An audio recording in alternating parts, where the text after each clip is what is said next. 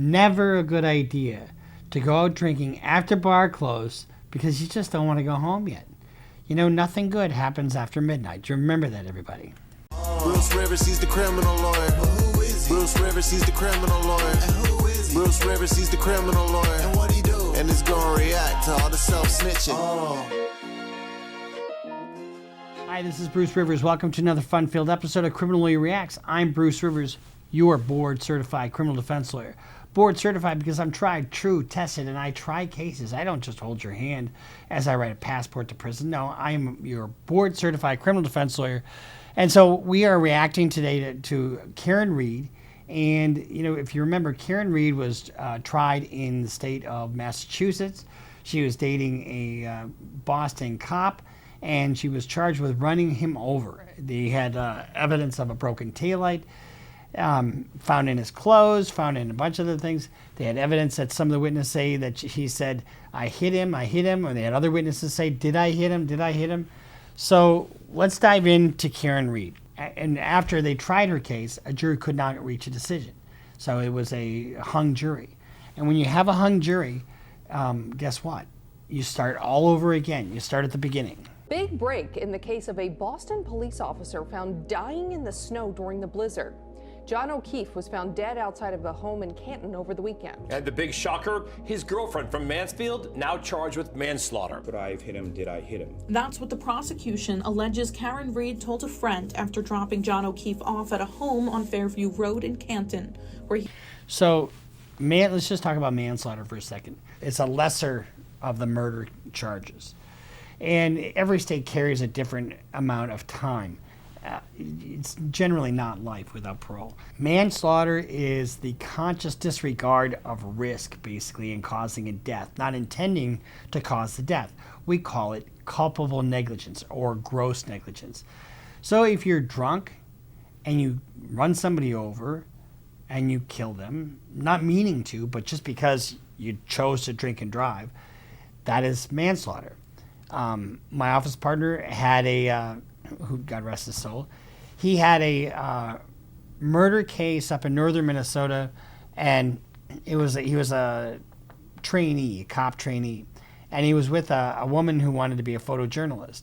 So she puts the camera up and she tells him, I want a picture of you with your dog and point the gun at me.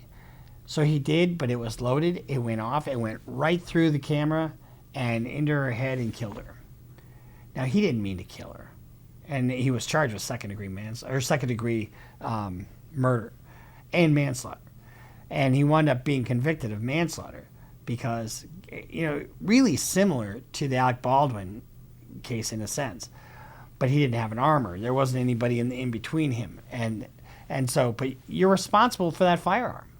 And if you point that gun at somebody, not having checked it, you're showing a deliberate, conscious disregard of life and limb, basically. So that's what she's charged with.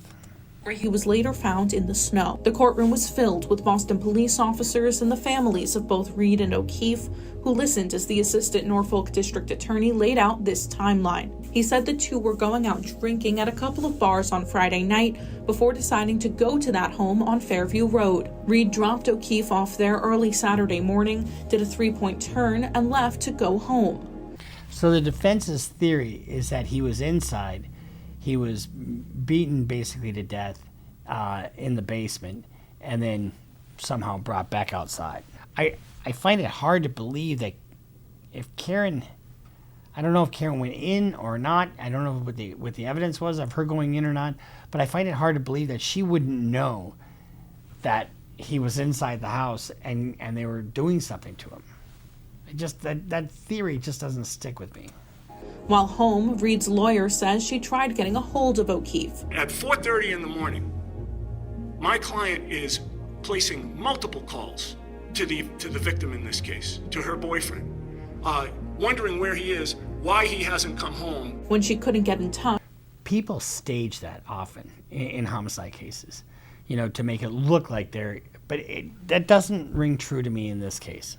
Touch, she went back to Fairview Road to see if he was there. At the time, it was snowing heavily, creating poor visibility. O'Keefe was found around 6 Saturday morning and later pronounced dead at a hospital. She discovered the victim in the morning. She observed him lying face up, snow on his legs, eyes swollen and blood coming from his nose and mouth. Prosecutors say red pieces of plastic that match the missing pieces from the broken taillight on Reed's car were also found at the scene, while the defense argued manslaughter charges are not justified. There was no criminal intent. This was not some random stranger. This was my client's boyfriend, somebody with whom she was in love. We were happy, having fun, laughing, just very normal. Her attorney. See that. This was my client's boyfriend, somebody with whom she was in love. We were happy, having fun, laughing. So you see them here at the bar. You know, they look like her arm is around him. They're enjoying themselves. And this is the kind of powerful evidence that negates the criminal intent. Just very normal. Her attorneys argued that evidence being withheld from them will show that the people inside the home are responsible. Instead of finally investigating the people who had a motive to kill John O'Keefe, who beat him and left him to die in the cold in a blizzard, the prosecution has chosen instead to dig their heels in. This will not end well for them. The attorneys have filed motions to get the phone records of homeowner Brian Albert and his sister-in-law, Jennifer McCabe. Why did Jennifer McCabe Google search how long to die in cold at 2:27 in the morning, 3.5 hours before she would have any reason to believe that John O'Keefe was dying in the cold in front of Brian Albert's house? The defense argued. That is a little curious. Wouldn't you agree? But you know, you don't argue your case on the courthouse steps. The defense argues Albert, who has a history of fighting, attacked O'Keefe along with his 90-pound German Shepherd. The Commonwealth argues witnesses, forensics, and every piece of evidence to this point prove Reed hit O'Keefe with her car. I'm just a little confused as far as are they in the conspiracy, or are these people sort of let out of the conspiracy because they say something that doesn't further that conspiracy? If they're all in the house, and Mr. O'Keefe comes in the house and gets attacked by a dog and then gets dragged out to the bottom of the lawn and left there for dead, then why do they all testify that no one came into the house? What Reed's lawyers were claiming in court today is that there is corruption in this case that might include Judge Cannone. Alan Jackson, Reed's attorney, pulled out a text message that he says Boston Police Detective Sean McCabe sent to a reporter claiming that McCabe had ties to the judge.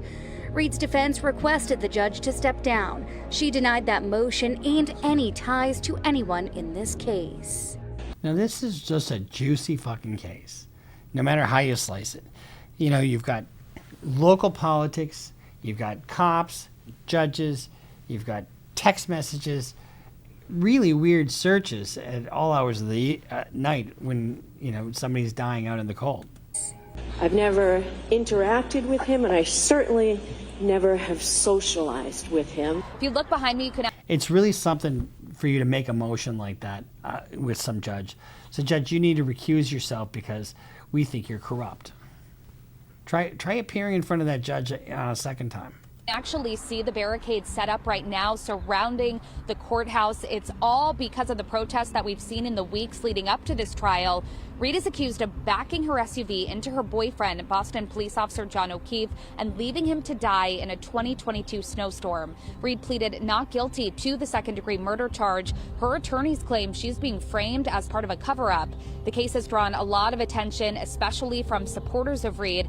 That's why state prosecutors have put restrictions in place like that buffer zone that I mentioned. Some argue it's against their First Amendment rights. Commonwealth is calling it a buffer zone, but they might as well call it a restraining order against the citizens of Massachusetts. First of all, I don't know why the fuck you go down to the courthouse to protest anyway. I know there's a lot of people that like to do that kind of thing. A lot of people like to have their, free speech heard.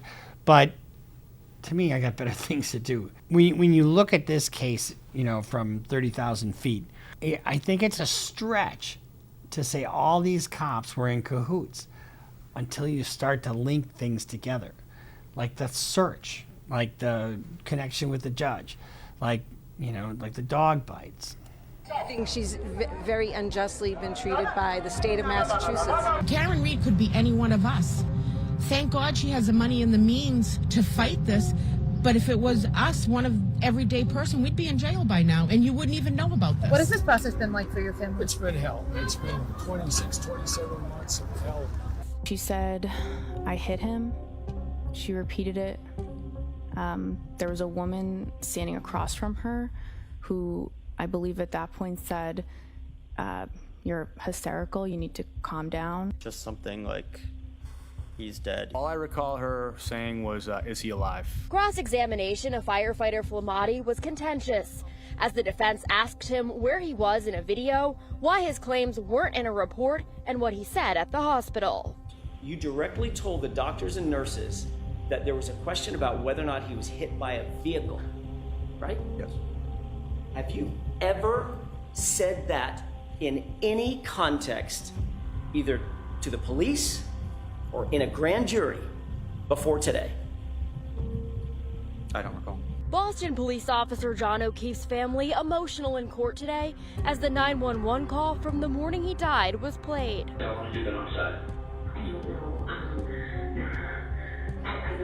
How many pieces of taillight did you find on or around that property? That morning, none. Reed's attorneys. That is weird. Honestly.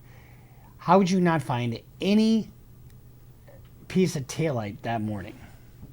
Who allege a cover-up, also questioning why inside the home wasn't searched thoroughly that morning. Nobody put John O'Keefe anywhere but where he was found. The defendant kissed me. And how did she kiss you? Not like a friend. ATF agent Brian Higgins, who had an office at the Canton Police Station, taking the stand in the Karen Reed murder trial. Defendant responded, "You're hot." I responded, "Are you serious or messing with me?" Defendant responded, "No, I'm serious." Prosecutors showing pages of flirty texts between the two. And he said the feeling is mutual. Flirty texts between the two. The same month, Reed's boyfriend, John O'Keefe, was found dead at 34 Fairview Road in Canton. I'm not proud of these text messages. It is what it is. I take responsibility for them. But, you know, John was a friend at the same time. And if they were at the end of the relationship, they were at the end of their relationship. But I wasn't going to have somebody utilize me. On cross-examination, Reed's attorney pointing out she didn't answer Higgins' text at the bar hours before O'Keefe died. Well, why are you ignoring me? It's not correct. Well, am I chopped liver? So where's your phone? I do not have that phone anymore. You don't have the phone anymore? What'd you do with the phone? Anymore. You've destroyed that phone, haven't you? No, I threw the phone away. Well, that's destroying the phone, isn't it? I had every right to do that. I'm not sure if it's in this doc. No, you don't. If it contains evidence of a fucking capital crime or a crime, you don't have the right to just get rid of evidence. You're a fucking law enforcement agent. You should know that. Document, but I can tell you today with 100% clarity, she said, I hit him, I hit him, I hit him. We need to talk about the Karen Reed trial because they might have a verdict tomorrow and I might need your emotional support. Even housewives in their bathrobes are talking about this case. Okay. First, the facts. Boston police officer John O'Keefe was found dead in a snowbank outside of the house of another police officer. His name is Brian Albert. Very sad, very tragic. He was a good man. Karen Reed is accused of hitting him with her SUV and leaving him out in the cold to die. They were romantic. We knew this. We knew this. So when you have a situation where somebody is dead at a party in the winter like this, a lot of things are going on, you know, and I've had cases like this, and everybody's usually drunk. Romantically involved. The case against her. She was very drunk that night. She was seen at the house, but those inside of the house say that she never came in, he never came in. They saw the car out there and then the car left. Well, her taillight was broken, and there were pieces of taillight found all across the yard where the body was found. Small pieces of that taillight was found in the clothes on his body. His DNA was found on. So he was probably hit by the car. That's the allegation. So they had a trial about all this stuff, and a jury came to a conclusion that they couldn't come to a conclusion. In other words, they hung. And so whenever you have a hung jury, guess what happens? They try you all over again, especially on a homicide. On the bumper of the car, and two witnesses said that after she found the body, she kept yelling, I hit him, I hit him, I hit him. This is my fault. Pretty Pretty straightforward case, right? I guess she's talking to her husband. But it kind of gives you some overview of what the case is about. So if you have, but sometimes you have a case where there's no argument as to what the facts are. The argument is what actually happened legally. What does it legally mean? Right? Right. Wrong, Ryan. We're going to walk through each of these. She was seen at the house, but those inside the house said that she never came in. Well, what if I told you that all these people, these are all the people involved in this case, they're all in cahoots because they're married to each other, they're cops, they're all related, and they're even friends with the lead investigator of the case. There's connections here. The lead investigators. So bias in testimony only gets you so far, especially if there's some facts to back it up. Sister is good friends with Chris Albert's wife. Chris Albert is also a cop who's brothers with Brian Albert, where the body was found, who is married to Nicole Albert, who is best friends with Jen McCabe, who is a key witness in this trial. Also, this lead investigator said very inappropriate things about Karen Reed. We're talking the C word, we're talking the R word, we're talking all the words. While he was investigating. All the words? What's the C word? Cute? Do you call her cute? Investigating her. 16 hours into the investigation, after only talking to 3 witnesses, some of which were these people, he already said that she did it in a text to friends. That's what cops do. Like, he never went inside of Brian Albert's house. All of the people in the house that night, they were able to get together and have a full conversation before they were ever interviewed by police. The neighbors is also a cop. And the Ring camera from that neighbor's house didn't catch anything happening during the time frame where this hit and run. That's probably the biggest piece of evidence right there is the Ring camera. Would have happened. But it did catch them finding the body the next morning. Where's that Ring video? Brian Albert, the next morning, never came out of his house. How does that make any sense? Your neighbors are all out just finding a dead body and you just never come out of your house? So one of the things that they did in this case is that the defense ascribed a motive to the prosecution, saying it was some of the cops that didn't like him that had him killed. Sus. Pretty sus. Her taillight was broken and pieces of the taillight were found all over the yard. Well, this is crazy, Ryan. At 5 a.m. when leaving to look for John, she actually hit John's car. And there's actually video evidence of it. And that is the taillight they're saying is broken that ran into John O'Keefe and killed him. The car was taken to the Sallyport. And taillight pieces were not found as evidence in the yard until after this car was here. Why does that matter? John was seen in this footage around the car, and he was seen in this back corner for quite some time, and 40 minutes of footage is missing while people were in this back corner of the car. Ooh, me thinks there is some fuckery afoot.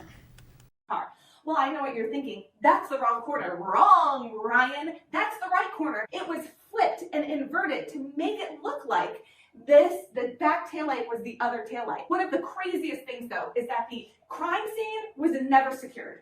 And these pieces of taillight, 35 pieces of taillight, were found over several weeks. None of them were found the initial day of the investigation.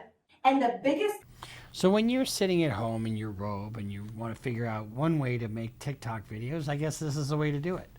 But does it give you kind of a flavor for what the evidence is in the case? It kind of does. Pieces of taillight were found by Inspector Proctor a week afterward. And there's no picture of these taillight pieces at the scene. All of the... And why is that important? It goes to chain of custody of evidence. You know, and you would think that the defense could make some plausible argument that this was not the taillight or that there's a break in the chain of custody. And does that go to the admissibility or the weight of the evidence? The taillight pieces, they found all 35 of them. There's no notes from any of the searches that went on of exactly where they found those pieces. Some of the pieces were even found by Brian Albert's cop friend, who was not on the case at all, but happened to be driving by the scene and saw a piece of taillight in the yard. But what about the taillight that's found in his clothing? What if I told you that Trooper Proctor had that evidence, the clothing, in his office for a whole week just drying out, and then he didn't turn it in for another 6 weeks? I mean, the chain of custody on evidence in this trial is just absolutely awful. Also, there was actually no taillight found in his wounds. And the DNA that's found on the bumper was a piece of hair. They found an individual hair on the bumper. Hair, the person that was inspecting it said they just picked it up with a tweezer and it wasn't like stuck or anything. And the car had gone through a blizzard. Also to note, they used red Solo cups to collect blood and they stored it in grocery bags because they didn't know what else to do with it. Like they didn't. You know, you would think that a cop being killed would garner a much more detailed and professional investigation. They didn't have proper technique, and they used a leaf blower to try to find evidence in the snow. This crime scene was a joke. What about I hit him, I hit him, I hit him? She has said to this day that she was in shock. She wasn't saying I hit him, I hit him. She was saying, did I hit him? Did I hit him? And she had this moment of like, oh my gosh, did I hit him? And then she was saying it was my fault, my fault. She was absolutely in shock in this moment. There were several other witnesses there that said they never heard her say these statements. So you have two defenses here, honestly. One, I didn't do it. Or two, I did it, but it was an accident. And if it's an accident, there has to be, for it to be a crime, it has to be some appreciation for the, we call it mens rea, of what you're doing. You know, you can't just, if you hit somebody, you can be careless, I suppose, but to have it be a manslaughter case, there has to be what they call culpable negligence. That means you knew the danger of what you were doing and you acted in complete disregard. It's sort of like Alec Baldwin when you point a gun at somebody and shoot it. There was someone that said that she did say, did I hit him? There are no police reports from that day of her saying, I hit him. That's a little weird, right? To have 0 police reports of all these people saying, she said I hit him, I hit him. That it's just left out of the police reports? Very weird. Jennifer McCabe is the other one that says to this day, she said, I hit him, I hit him, I hit him. Well, guess what? That was not in her 200-page jury interview for the grand jury. Never said it until recently. She changed it to, she definitely said, I hit him, I hit him, I hit him. And you know what? We need to keep talking about Jen McCabe. Jennifer McCabe searched at 2:27 a.m. how long to die in cold. They didn't find his body until 6 a.m. and they're saying that he was hit around midnight. How did she magically search this at 2:27 in the morning? Now, the prosecution did bring on an expert that has said that this could have been done in an open tab and done later at 6 a.m. But then the defense also brought on an expert that said, no way, there's literally no way that this was not done after 2:27. She then searched it again at 6:24 after finding John. Then she deleted lots of calls. I'm talking like 30 calls. 2 screenshots she deleted, and she also deleted her searches. She says that... So deleting your searches and deleting your calls, for what purpose? Only if there's fuckery afoot do we do that, right? A man deletes texts from, you know, his mistress. You delete your internet history because you don't want your mom to find out what you've been Googling or been playing with your wiener. That she slept that entire night, but her Apple Watch data actually says that she was walking around all night. She also said that she saw Karen's SUV leave at 12:45, and they say that this is when she must See, that digital footprint doesn't fucking lie. have hit him. But Karen connected to John's Wi-Fi back at his house at 12:36. So there was no way that the SUV was still there at 12:45. She called Inspector Proctor's wife often, something like 60 times, other sketchy behavior by these people. The Alberts remodeled their house and sold it afterwards. And remember, the cops never went in the house to look at if there was any evidence there. Right. The Alberts also got rid of their dog, which I'll get to why. Okay, that doesn't sway me at all. I mean, so what? Where did the crime supposedly take place? Outside, not inside. Why that's important in a moment, but this was the family dog for a long time, and they got rid of the dog. Brian Albert and Brian Higgins, another cop who, by the way, was texting and having like a little romantic tryst with Karen Reed. Convenient timing. They also butt dialed each other the night of the murder. Butt dialed, because they actually answered and connected multiple times, but both of them claim they have no recollection of it, and it must have been a butt dial while they were both sleeping in their own beds. Now, some additional information from the defense. These are the lacerations that were on his arm, apparently caused by the taillight. A lot of people say this looks like dog bites. He also had a very large laceration to the back of his head. He had black eyes and pretty much no bruising to the lower half of his body. The physics of this injury and the crash that they're saying happened makes no sense. John had Apple iPhone data showing him walking and doing a flight of stairs around the time he was supposed to arrive there. So there are a few rumors and conspiracies that are not a part of the trial. One is that I never really like to engage in conspiracies because usually they're bullshit and they're hard to believe. They're hard to sell to a jury. But let's listen in. Colin Albert, he's allegedly a drug dealer, and this is like a known thing in this small town, and he's a fighter. And that Brian Albert, the dad, is also a fighter. He actually is he is a professional fighter man. A boxer. Professional fighter man. A boxer. That's a good word for it. John O'Keefe submitted complaints about other cops and could have been implicating the Albert family in something. This is confirmed. He actually had submitted complaints. The dog that was given away was known to bite others. So there could have been a confrontation at the house in the basement that they remodeled and then sold. So what do you think, Ryan? Is there reasonable doubt? But in any event, so April 1st is when this trial starts up again. And guess what? I'm going to watch this and we'll comment on it as it's happening.